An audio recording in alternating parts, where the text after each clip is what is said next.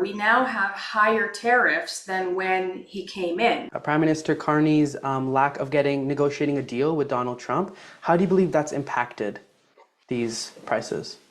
Well, here's the thing. He promised a deal. He promised it first in July, and then he That was promised his it again campaign. in October. And at every juncture, we now have higher tariffs than when he came in. So if your entire election campaign is predicated on the fact that you're going to get a deal, well, it's not all that successful. And now you have workers in the auto sector, workers in the lumber sector that are just not even being talked about in any kind of deal.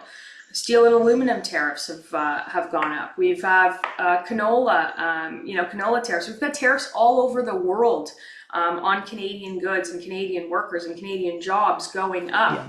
up. And so it's up to Mark Carney to look those people in the eyes and say that, I'm there fighting for you. And instead, I think we've seen a lot of capitulation. We've seen a lot of giving away of things without getting a lot of concessions in the deal, things like the digital service tax, without getting anything in return. And week after week, we see job losses and here in Ontario, in the auto sector, it seems like every 10 days there is there's a big number of jobs that move south. We've got investment flowing south, and the inflow of investment in Canada coming to a standstill. So we've got a lot of problems. And if you say you're going to fix something and you run an entire election campaign predicated on, I think that people will judge you on your results. And 7 months later, we have worse results than when we started.